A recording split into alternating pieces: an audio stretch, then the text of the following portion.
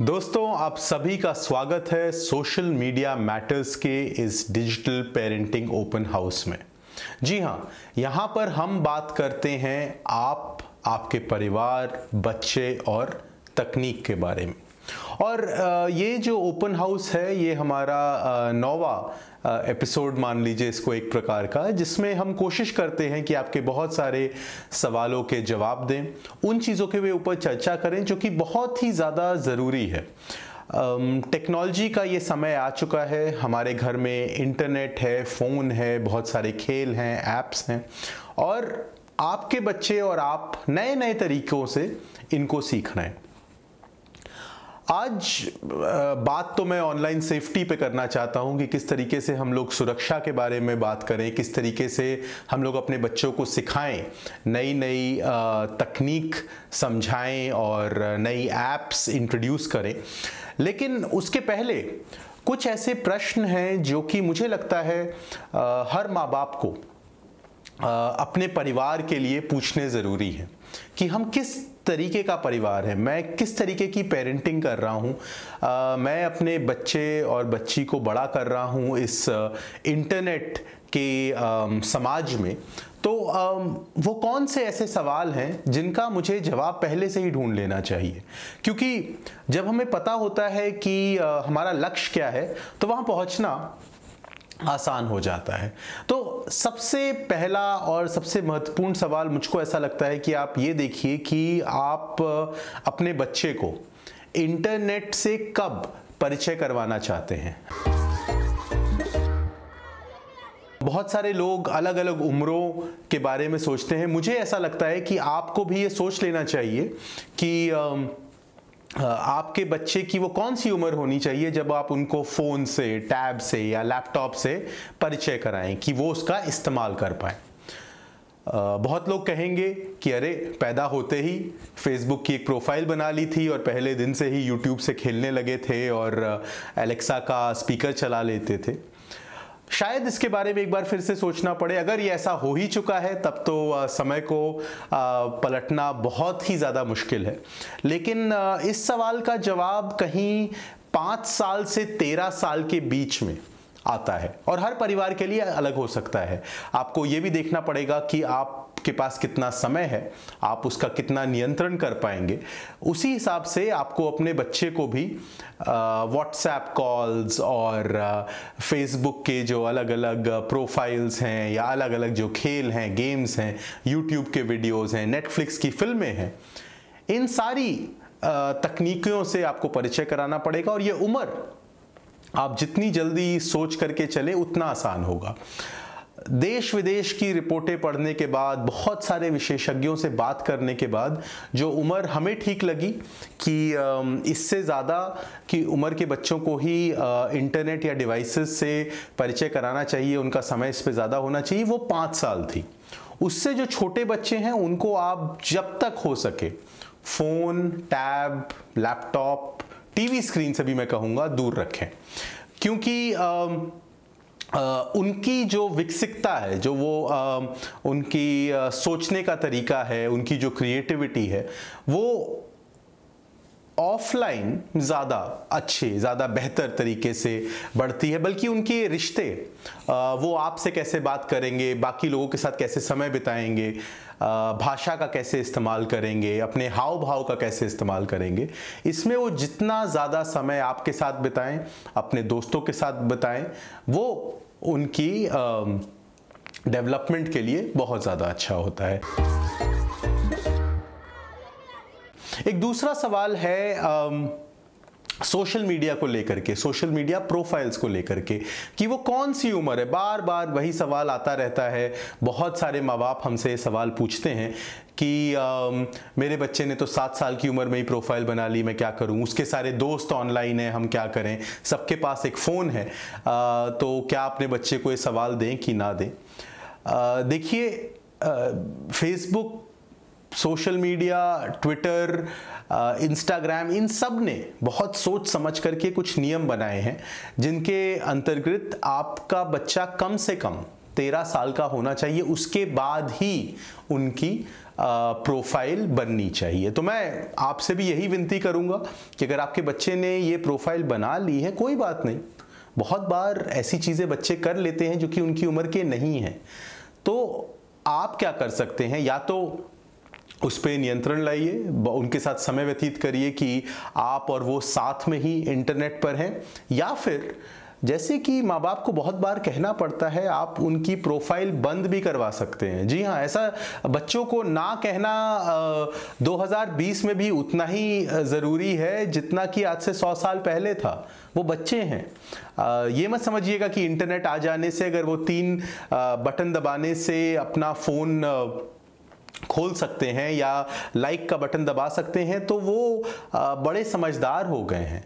वो अभी भी आप ही की सुरक्षा चाहते हैं, वो अभी भी आपसे ही माँ बाप का रोल चाहते हैं, और आपको ये करना भी पड़ेगा। तो अगर किसी 6 साल के बच्चे की इंस्टाग्राम प्रोफाइल है और आप उससे ये कहें कि बेटा आपको थोड़ा इंतज़ार करना पड़ेगा अपनी प्रोफाइल बनाने में, तो इसमें कोई गलत बात नहीं है।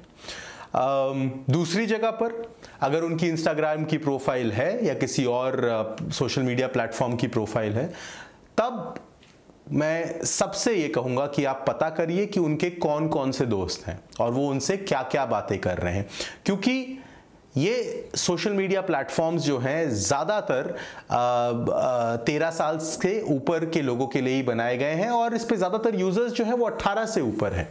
तो क्या आप अपने 6-7 साल के बच्चे को ऐसी जगह पे अकेला छोड़ेंगे जहाँ पे खाली बड़े लोग हों, या आप उनके साथ रहेंगे?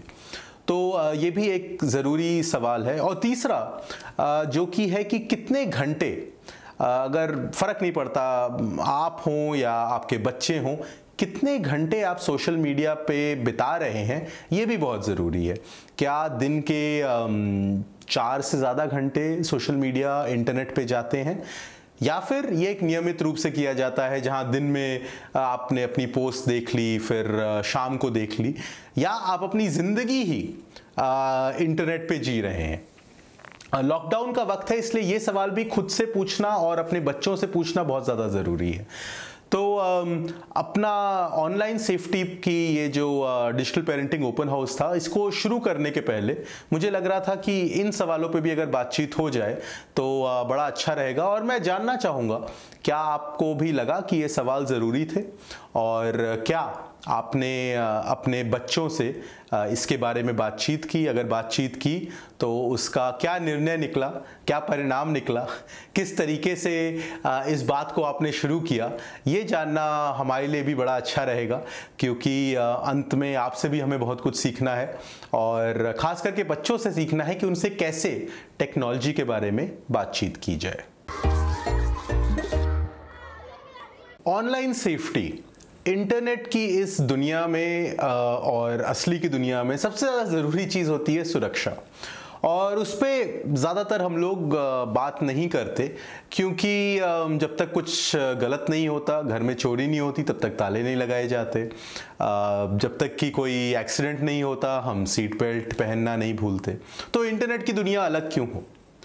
लेकिन क्योंकि इस प्रकार से साइबर क्राइम बढ़ रहा है, ऑनलाइन बुलिंग बढ़ रही है, तो अगर आप अपने बच्चों को तकनीक के बारे में बता रहे हैं, तो जैसे कि वो रोड क्रॉस करने के नियम होते हैं ना, पहले लेफ्ट देखो, फिर राइट देखो, फिर लेफ्ट देखो, फिर आगे बढ़ो, कि रोड के दोनों तरफ देख करके ही पहला कदम उठाओ, वैसे ही इंटरनेट के भी कुछ नियम हैं, कुछ कानून हैं, कुछ ऐसी चीज़ें हैं जो कि आपको अपने बच्चे को सिखानी ही पड़ेंगी। नहीं सिखाएंगे तो आज न कल कोई ना कोई ऐसा एक्सपीरियंस होगा जो कि शायद कुछ साधारण बातें हम उनके ऊपर बातचीत कर लेते तो नहीं होता। तो मैं एक एक करके अलग अलग उम्र के वर्ग के बच्चों के लिए हमें कौन सी बातें करनी चाहिए, उन्हें कौन कौन सी चीज़ें समझानी चाहिए, उनके ऊपर बात करूंगा। तो शुरुआत करते हैं 0 से 5 साल, और ये 9वां हमारा डिजिटल पेरेंटिंग ओपन हाउस है जिसमें हम आपसे बातचीत करते हैं। और अभी तक जो लोग इसको देखते आ रहे हैं उन्हें तो ये याद ही हो जाना चाहिए, लेकिन मैं इसको फिर से दोहराता हूं कि 5 साल से छोटे बच्चों को कोशिश करिए कि वो इंटरनेट पे ना आए। कभी भी किसी भी डिवाइस के साथ अकेला तो छोड़िएगा ही मत, लेकिन इंटरनेट पर भी उनको मत आने दीजिए। उनका स्क्रीन टाइम 0 रखिए या बहुत कम घंटे रखिए। तो वहाँ पर सुरक्षा के बारे में ज़्यादा बातचीत करने की ज़रूरत नहीं है, और ज़्यादा माँ बाप को पता होना चाहिए कैसे इंटरनेट पे सुरक्षित रहें। और कोशिश यही करिए कि आप जो डिवाइसेस हैं, आपके जो फ़ोन हैं, जो लैपटॉप्स हैं, वो किसी अलग कमरे में रखिए या फिर एक वर्क डेस्क पे रख दीजिए और उसके आगे मत लेके आइए। तो इस उम्र के लिए तो बड़ा ही साधारण है, इसमें तो माँ बाप को ज़्यादा सीखना पड़ेगा कि किस प्रकार से फ़ोन और बाकी सारी जो हमारे डिवाइसेस हैं उनको दूर रखें। 5 से 10 साल के उम्र के जो बच्चे हैं, इनको हर चीज़ आपको 0 से सिखानी पड़ेगी। बड़ी साधारण चीज़ें, जैसे कि यूज़र नेम और पासवर्ड क्या होता है, इसके अंदर क्या अलग होता है। अब बच्चे को समझाना है तो खुद भी सीखना पड़ेगा। तो यूज़र नेम तो बड़ा ही साधारण है। यूज़र नेम तो कोई भी नाम हो सकता है। मेरा नाम अमिताभ है, अगर अमिताभ के नाम का यूज़र नेम ना मिले तो अमिताभ 123, अमिताभ फ्रॉम इंडिया, कुछ भी करके एक अच्छा सा यूज़र नेम आप बना लीजिए। पासवर्ड, अब पासवर्ड एक गुप्त जानकारी है, ये ताले की चाबी है। तो अगर ताला लगाया है तो चाबी भी अपने पास ही रखिए। अगर दुनिया में बांट देंगे तो चाबी का कोई मतलब नहीं बनता। और पासवर्ड के बारे में भी बहुत सारी राय हैं। मैं कुछ 3 कदम बताऊंगा जिसकी वजह से काफ़ी सुरक्षित पासवर्ड आप बना सकते हैं। सबसे पहली चीज़ कि पासवर्ड में दोनों चीज़ें रखिएगा, अल्फ़ाबेट्स भी और नंबर भी, जिसको हम अल्फ़ा न्यूमेरिक कहते हैं। और भी ज़्यादा स्ट्रॉन्ग बनाना है तो कैरेक्टर्स, जैसे कि @ हैशटैग स्लैश, ये सारे। तो अल्फ़ाबेट्स हो गए ABCD, नंबर हो गए 1 2 3 4, और ये स्पेशल कैरेक्टर्स। इससे क्या होगा कि आपका पासवर्ड काफ़ी सुरक्षित बन जाएगा। ये पहला कदम हो गया कि उसमें वो अलग अलग कंपोनेंट्स क्या डालने हैं। दूसरी चीज़ पासवर्ड के बारे में, कोशिश करिए कि ये निजी ना हो, कोई ऐसी चीज़ ना हो जो आपसे जुड़ी है। अब मेरा नाम अमिताभ है तो मेरे पासवर्ड में अगर अमिताभ ना हो तो ही ज़्यादा अच्छा होगा, वरना इसे गैस करना बड़ा आसान है। और छोटी उम्र में, स्कूल में, कॉलेज में ज़्यादातर लोगों का आजकल पास टाइम ही ये बन गया है, दूसरे का पासवर्ड निकालो, किसी प्रकार से थोड़ी खुराफात करो। तो बच्चों को समझाने के लिए ये 2 कदम बहुत ज़्यादा ज़रूरी हैं। पहला कि अल्फ़ा न्यूमेरिक हो, दूसरा कि पर्सनल ना हो, आसान ना हो गैस करना। Date of birth, phone number, घर का एड्रेस, अपना नाम, मम्मी का नाम, कुत्ते बिल्ली का नाम, ये सब मत रखिए, क्योंकि ये जानकारी बहुत सारे लोगों के पास होती है, खास करके आपके दोस्तों के पास। और तीसरी सबसे ज़्यादा ज़रूरी बात, ये सभी लोग कहते हैं लेकिन पता नहीं क्यों कोई इस नियम का पालन नहीं करता, कि अपना पासवर्ड किसी को भी मत बताइए। जी, इसके ऊपर आपको ध्यान देना बहुत ज़रूरी है। अगर आपने 5 से 10 साल में अपने बच्चे के अंदर ये बात डाल दी कि अपना पासवर्ड सशक्त तो बनाओ ही बनाओ, लेकिन साथ में किसी को बताओ मत, क्योंकि ज़्यादातर ऐसा होता है कि आपका पासवर्ड कोई हैक नहीं करता, कोई दूर से बैठा हुआ व्यक्ति इसको नहीं चुराता, आपके अगल बगल के ही जो दोस्त हैं वो इसे ढूंढ लेते हैं और आगे जाकर के इसका कुछ उपयोग दुरुपयोग भी कर सकते हैं। इन तीनों बातों का अगर हम ध्यान रखते हैं तो हम पासवर्ड और यूज़र नेम की शैली में काफ़ी ज़्यादा अच्छे हो जाते हैं। ये एक अच्छा समय ये भी है, अगर आप चाहें तो अपने बच्चों को ये बताना कि अगर उन्हें कोई ईमेल खोलना है, कोई उनको अपना सोशल मीडिया का प्रोफाइल बनाना है, तो उन्हें 13 साल की उम्र तक इंतज़ार करना होगा। और यही एक सुरक्षित तरीका भी है इसको आगे करने का। अगली उम्र की अगर हम बात करें तो यह है 10 से 13 साल। अब आपके बच्चे बड़े हो रहे हैं, हो सकता है व्हाट्सएप का इस्तेमाल भी करने लग गए हों, कुछ लोगों ने तो क्या पता फ़ोन भी अपने बच्चों को दे दिया हो। तो यहाँ पर बहुत ज़्यादा ज़रूरी है निजी जानकारी के बारे में बात करना, जिसको हम लोग प्राइवेट इन्फॉर्मेशन कहते हैं। वो कौन कौन सी इन्फॉर्मेशन है जो कि आप इंटरनेट पर शेयर कर रहे हैं। आप कहेंगे अरे ये तो कोई बड़ी बात नहीं है, अपना एड्रेस बताना किसी को क्या परेशानी है। कोई परेशानी नहीं है एक तरफ तो देखें, लेकिन दूसरी तरफ अगर इसका किसी को दुरुपयोग करना हो तो आगे जाकर के काफ़ी कठिनाइयाँ हो सकती हैं। तो अपनी जन्म तिथि, अपने घर का एड्रेस, आपका पता जो है, अपना फ़ोन नंबर वहीं पर बताइए, शेयर करिए जहाँ पे बहुत ज़्यादा ज़रूरी हो। ओपनली किसी सोशल मीडिया प्लेटफॉर्म पे लिखना, किसी मैसेज के अंदर लिखना जिसको बहुत सारे लोग देख सकते हैं, 1-to-1 मैसेज नहीं लेकिन किसी पब्लिक फोरम पे लिखना, ये सारी निजी जानकारी, इसको आप मत शेयर करिए। आपकी जन्मतिथि जो है, आपका फ़ोन नंबर जो है और आपका एड्रेस जो है, इससे बहुत सारी जानकारी निकाली जा सकती है। तो आपको अपने बच्चों को ये बताना बहुत ज़रूरी है, ये 10 से 13 की उम्र के अंदर, कि यहाँ पर कोई भी बातचीत हो, कोई भी अगर आपका पता पूछ रहा हो तो एक बार पता आप उनसे जानकारी तो लीजिए कि क्यों पूछ रहे हो, ऐसी क्या वजह है कि आपको मेरे एड्रेस की ज़रूरत पड़ रही है। अब आते हैं 13 साल से बड़े बच्चों के लिए। हमारे लिए तो ये छोटे ही हैं, हमारे बच्चे हैं, लेकिन इंटरनेट जगत में अब ये बड़े हो चुके हैं, इनको यंग अडल्ट्स कहा जाता है।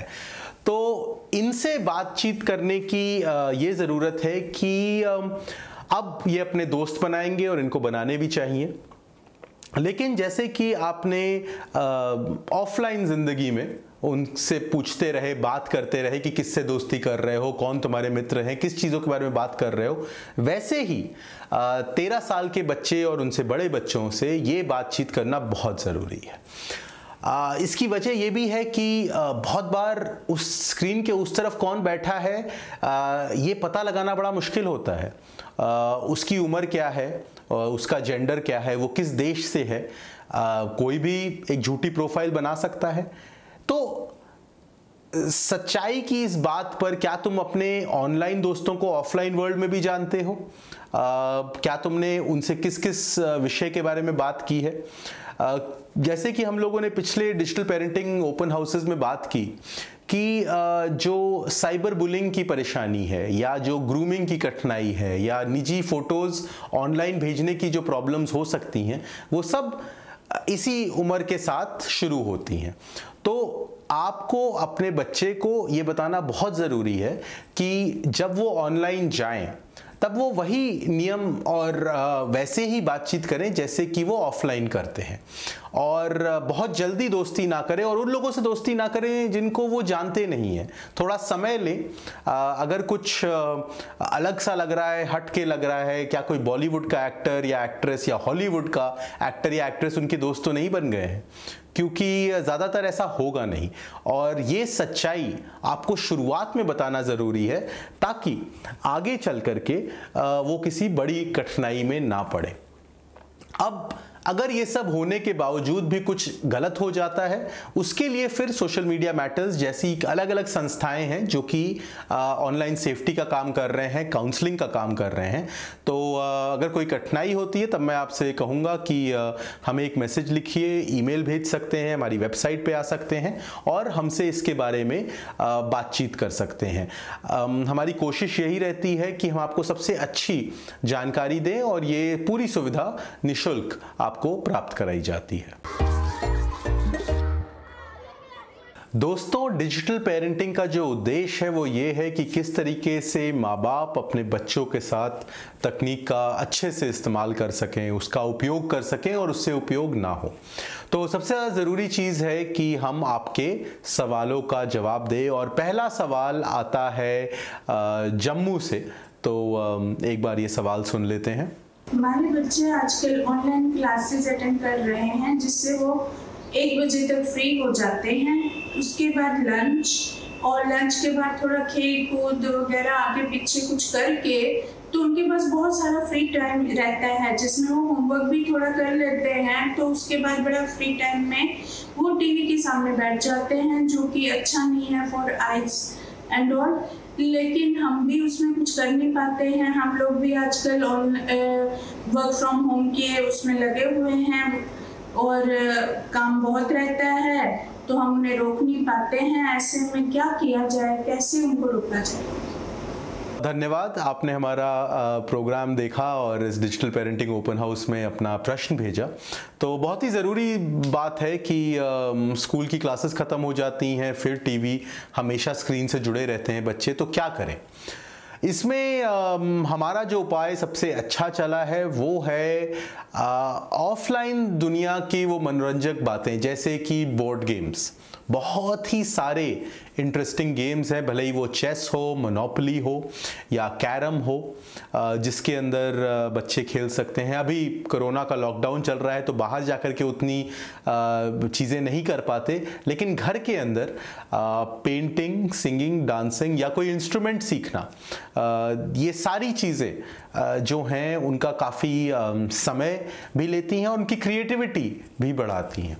तो ये देखते हुए कि आपके बच्चे की रुचि किस चीज़ में है, क्या वो कोई नया इंस्ट्रूमेंट सीखना चाहते हैं, गिटार, सितार, हारमोनियम, या फिर उनका मन बोर्ड गेम्स में लगता है, चेस सीखना, चेकर्स खेलना, या फिर कोई और अद्भुत चीज़ जैसे कि आर्ट, ड्राइंग, सिंगिंग, इन सब के अंदर उनकी किस तरीके से आप रुचि बढ़ाएं, इसमें वो अपना समय बिता सकते हैं। जैसा कि हम सभी जानते हैं, सोशल मीडिया यूज़ करने की जो मिनिमम उम्र है वो 13 साल है। 13 साल से कम उम्र के बच्चे अपना अकाउंट नहीं बना सकते हैं मैक्सिमम सोशल मीडिया अकाउंट्स पे। लेकिन आज के ज़माने में ज़्यादातर देखने को मिल रहा है कि कम उम्र के बच्चे भी सोशल मीडिया पे अपना टाइम वेस्ट कर रहे हैं और घंटों मोबाइल पे अपना वक्त बिताते हैं।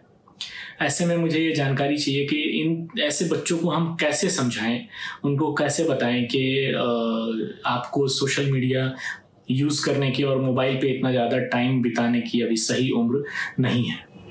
हक भाई, आप जो कह रहे हैं एकदम बहुत ही अहम बात आपने कही। डिजिटल पेरेंटिंग ओपन हाउस में हम लोग बार बार इस बात को कहते रहते हैं कि 13 साल की उम्र से जो छोटे बच्चे हैं उनको सोशल मीडिया पे इतना समय नहीं बिताना चाहिए, बल्कि उनकी तो प्रोफाइल भी नहीं होनी चाहिए। ये सोशल मीडिया प्लेटफॉर्म के नियम के खिलाफ है। तो पहली चीज़ तो माँ बाप को ये जानना होगा कि उनके बच्चों की वहाँ प्रोफाइल ही नहीं होनी चाहिए। दूसरी चीज़, अब आप ये देखिए कि उनको इसमें इतना मज़ा आ रहा है, तो जो वो चीज़ें घर के अंदर कर रहे हैं ना, या अपने दोस्तों के साथ कर रहे हैं, उसमें भी उतना ही उनकी रुचि बढ़ानी पड़ेगी, भले ही वो किताबों के अंदर हो, भले ही वो बोर्ड गेम्स के अंदर हो। बहुत बार हम ये करते हैं कि ये जो बड़ी दिलचस्प चीज़ें हैं जैसे कि किताब पढ़ना या पेंटिंग बनाना या सिंगिंग और डांस करना, इसे हम उनके ऊपर थोप देते हैं। इसलिए बच्चे जो हैं इससे डर करके बाहर चले जाते हैं और फिर इसके ऊपर उनकी रुचि नहीं रहती और वो अपना ज़्यादा मन भी इसमें नहीं लगाते। तो मेरा तो यही सुझाव रहेगा कि उन्हें ये सारी जो अलग अलग चीज़ें हैं जो कि वो ऑफलाइन कर सकते हैं, इसका परिचय बड़े अच्छे से कराइए, एकदम बढ़िया तरीके से इसका एक ऐड बना करके कि इससे अच्छी और बढ़िया चीज़ कोई है ही नहीं। और जितने प्रभावित तरीके से आप इसको प्रस्तुत करेंगे, उनको समझाएंगे, उतने ही आसानी से वो इन चीज़ों को समझेंगे। और मेरी तो यही मानता है कि जितना मज़ा किताब पढ़ने में आता है या पोइट्री पढ़ने में, लिखने में आता है, पेंटिंग बनाने में आता है, गाना गाने में आता है, चेस खेलने में आता है, उतना मज़ा ऑनलाइन किसी भी चीज़ में नहीं आ सकता। तो देखिए आपके बच्चे की किस चीज़ के अंदर रुचि है और वहाँ पर उनका ध्यान बांटिए और उनको अलग अलग राह दिखाइए। मेरा बेटा अभी सिर्फ 5 साल का है और मैं अपने सोशल मीडिया प्रोफाइल पर उसकी पिक डालती ही रहती हूँ। कंसेंट की जब हम बात करते हैं तो क्या मुझे अपने बेटे की फ़ोटो सोशल मीडिया प्रोफाइल पर शेयर करनी चाहिए? नम्रता, आपने जो सवाल पूछा ये बहुत ही ज़रूरी सवाल है और हिंदुस्तान में हम इतना ध्यान नहीं देते इसके ऊपर। लेकिन मुझे बहुत ही अच्छे से याद है, मेरे कुछ मित्र थे जर्मनी के, उनका एक छोटा सा बच्चा हुआ था और जब हम लोग उनसे मिलने गए, फ़ोटो वोटो खींची, बच्चे से मिले और उसके ठीक बाद उन्होंने मुझसे कहा कि अमिताभ ये फ़ोटो इंटरनेट पे मत डालना। मैंने कहा चलिए आपका बच्चा है। कहा नहीं नहीं नहीं, मेरा बच्चा नहीं है, मुझे ये नहीं पता कि इस बच्चे का इसके बारे में क्या सोच है, क्या वो चाहता है उसकी फ़ोटो ऑनलाइन हो, और जब तक वो खुद से हाँ नहीं कह देता, जब तक उसका कंसेंट हमें नहीं मिल जाता, हमें ये नहीं करना चाहिए। तो मैं तो काफ़ी, मेरे लिए एक तरीके का अद्भुत वो एक्सपीरियंस रहा। तो वही चीज़ मैं आगे आपसे कहना चाहूँगा, क्या आपने अपने बच्चे से इसके बारे में बातचीत की है?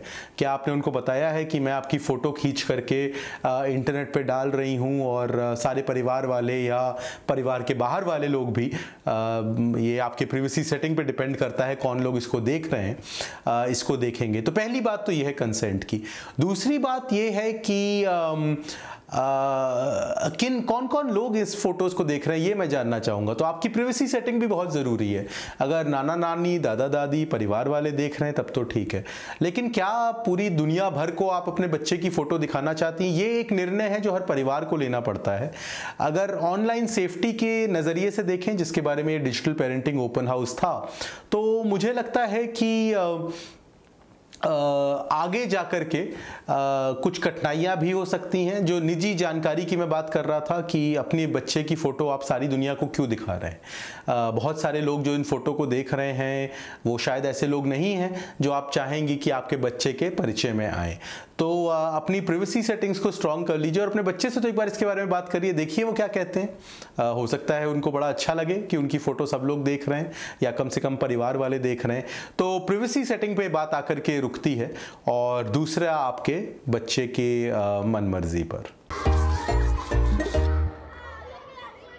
आइए कुछ बात कर लेते हैं ऐसी फिल्मों की, ऐसी सीरीज़ की जो कि इस हफ्ते आप अपने परिवार के साथ देख सकते हैं, और बड़ी ही पॉजिटिव फिल्में हैं सारी, और देख करके बड़ा मज़ा मुझे आया, तो मैंने सोचा आप सबको भी इसके बारे में बताया जाए। पहली फिल्म जो मैं आप सबको रेकमेंड करना चाहूँगा वो है गुंजन सक्सेना। हमारी जिम्मेदारी है इस देश की रक्षा करना, तुम्हें बराबरी का मौका देना नहीं।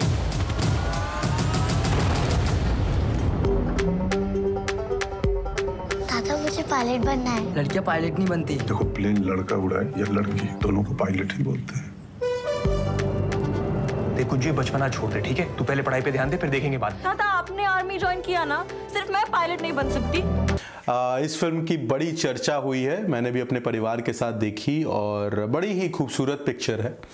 बहुत सारी बातों के बारे में लोग बात करते हैं, लेकिन इसमें जो पिता और बेटी का रिश्ता दिखाया गया है और जिस प्रकार से एक अद्भुत रोल पंकज त्रिपाठी जी ने किया है, उनका अभिनय दुनिया भर में चर्चित है।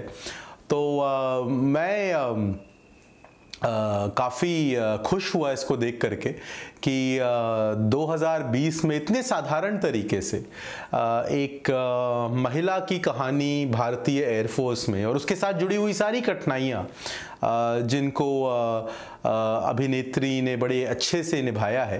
तो ये एक फिल्म है जो आपको ज़रूर देखनी चाहिए, खास करके उन पिताओं के लिए जो कि अपनी बेटियों को आगे भी अच्छे से सपोर्ट करना चाहते हैं, उनकी मदद करना चाहते हैं, और किस प्रकार से जीवन के जो फेलियर्स हैं जिसको सबको, हर बेटे बेटी माँ बाप को देखना पड़ता है, उससे कैसे उभरें।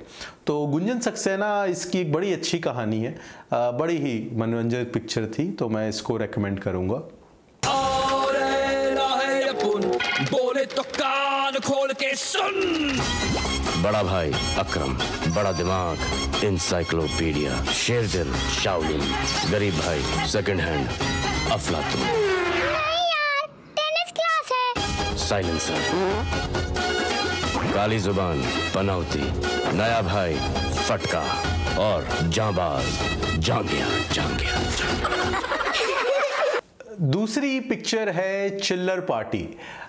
ये काफ़ी सालों पहले आई थी फिल्म, लेकिन अभी नेटफ्लिक्स पे मैंने देखी तो मुझे बड़ी अच्छी लगी, और इसके अंदर बड़ी ही पॉजिटिव चीज़ें हैं। किस प्रकार से एक बच्चों का जो गिरोह है वो एक नए दोस्त को अपनाता है, और जो कठिनाइयाँ उनके जीवन में आती हैं उनको अपने खूबसूरत बचपने से वो लोग किस प्रकार से उसके उसमें बदलाव लाते हैं। ये कहानी गरीबी की है, ये कहानी दोस्ती की है और ये कहानी बच्चों के संगठन और मूवमेंट और लीडरशिप की है और बड़ी ही खूबसूरती से इसको दिखाया गया है। बड़ी ही प्यारी पिक्चर है और बड़ा मनोरंजन आएगा पूरे परिवार को इसको देख करके। मैं डेफिनेटली आप सबके लिए रेकमेंड करता हूँ। अरे चोर? मैं चोर नहीं हूँ, तू भी मुझे चोर समझे। मैं जा रहा हूँ। हर बच्चा लाल बहादुर शास्त्री बन सकता है और राष्ट्रपति कलाम भी बन सकता है। अगली पिक्चर जिसके बारे में मैं बात करने जा रहा हूं उसका नाम है आई एम कलाम। जी हाँ, अब्दुल कलाम जी की ज़िंदगी से इंस्पायर्ड ये जो कहानी है ये दो बच्चों के बारे में है जो कि अलग अलग दुनिया से आते हैं, एक दूसरे से मिलते हैं, कैसे उनकी दोस्ती उभरती है और किस प्रकार से एक दूसरे को इंस्पायर करते हैं बड़ी चीज़ें करने के लिए। और फिर तो जो कमाल कलाम जी ने किया वो सबको पता ही है। लेकिन इस पिक्चर का डिजिटल पेरेंटिंग ओपन हाउस से एक अच्छा कनेक्शन है कि देखिए दोस्ती कितनी ज़रूरी है, भले ही वो ऑनलाइन हो या ऑफलाइन हो, अलग अलग लोगों से भी ज़रूरी है और किस प्रकार से हमें उस पे ध्यान देना चाहिए और हमें अपने बच्चों के दोस्तों के बारे में भी जानना चाहिए क्योंकि सही दोस्त ज़िंदगी बदल देते हैं।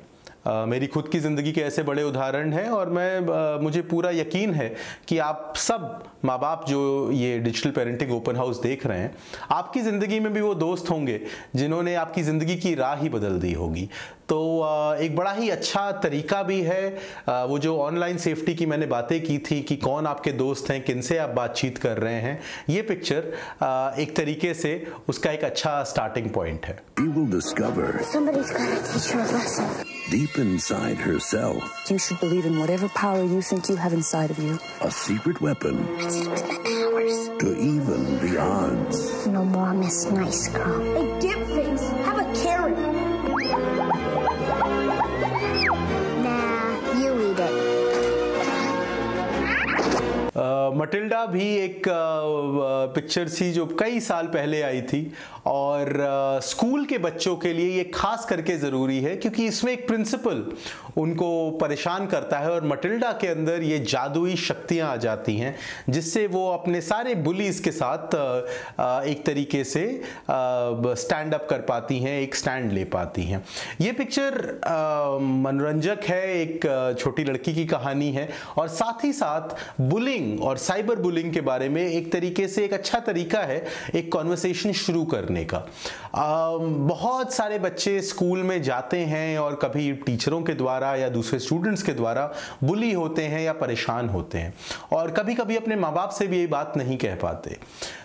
इस फिल्म को देखते देखते अपने बच्चों से ज़रूर बात करिए कि उन्हें कैसा लगता है, क्या उनका स्कूल भी ऐसा ही था या अपने स्कूल के भी ऐसे अनुभव बताइए क्योंकि जहाँ तक बुलिंग की बात है तो या तो हमने उसे सहा है, किया है, नहीं तो देखा तो ज़रूर है दूसरों के साथ होते हुए।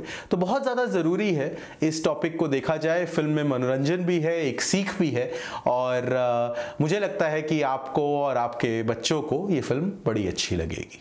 In a land of tradition and honor, one kung fu master, let's get started, has trained 5 of the greatest warriors the world has ever known. But this master's biggest challenge has just arrived. I'm coming!